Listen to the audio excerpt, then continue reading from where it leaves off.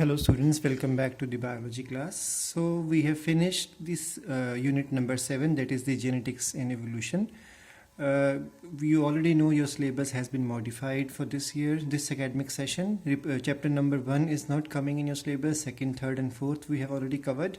Though we have covered already the first chapter in the beginning of the session. From genetics and evolution, 5th and 6th chapters are coming, 7th has been removed or omitted.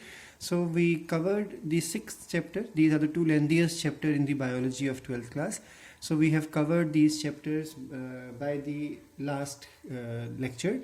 So today we are going to start with the unit number 8, and that is the biology in human welfare.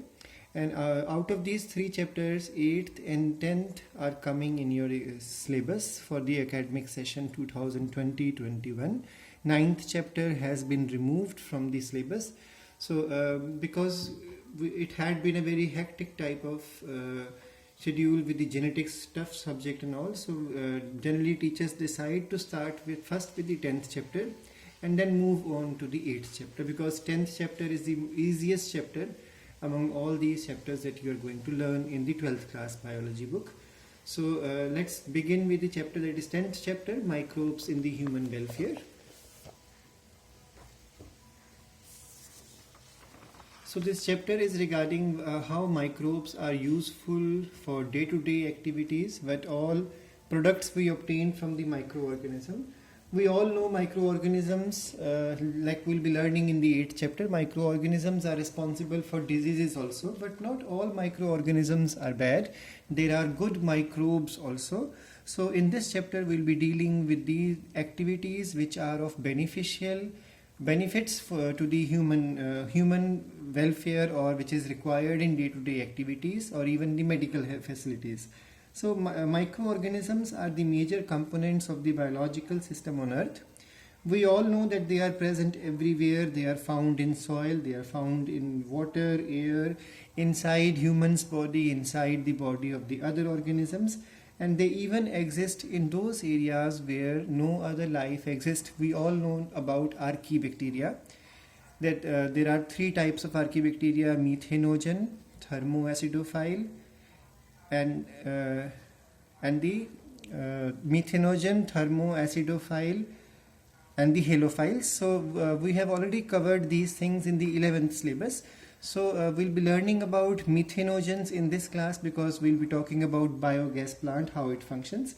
So they exist even in those places where life is not possible, life is not thought of to be existing, and they are even found in the snowy area, they are found in the hot sulfur springs, so they are easily found in the volcanic erupting areas also. Microbes play an important role in various chemical reactions, and they help living organisms, including human beings, in various ways. So let's start. According to the NCERT, the first topic to study in this chapter are the microbes and their role in household products. So we all know for thousands of years microorganisms have been used to make products such as curd, cheese, butter, vinegar, alcohol, etc. So some of the important products of microorganism we are going to discuss as per the NCERT. So the first product is the dairy products. We all know a number of bacteria like Lactobacillus. This is the genus, so there are many species in it, and these bacteria all together are called as lactic acid bacteria. NCERT calls it with the acronym LAB. LAB stands for lactic acid bacteria, and they are used in preparation of various dairy products.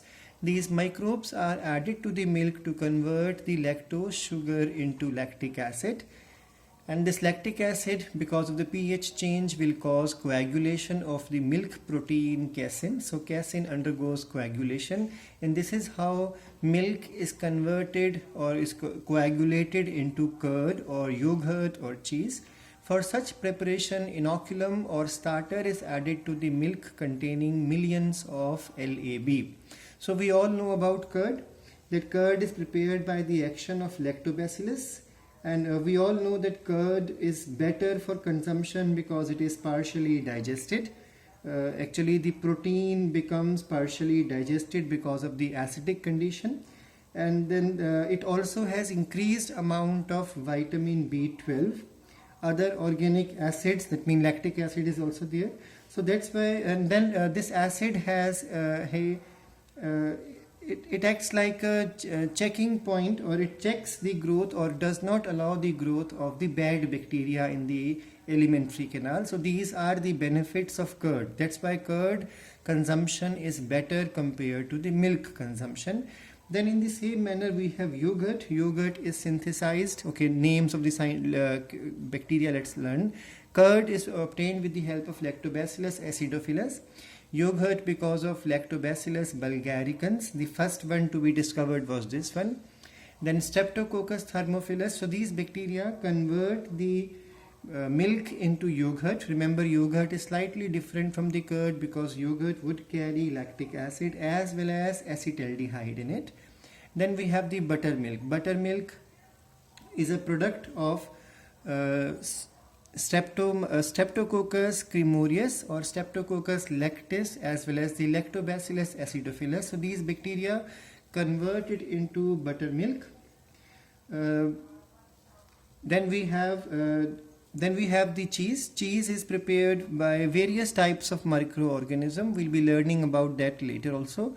So Swiss cheese, we all have seen Swiss cheese in the cartoons. They show it is yellow in color with big holes in between. So those holes are because of the abundant production of carbon dioxide because of the bacterium, and the bacterium named is Propionibacterium shermani.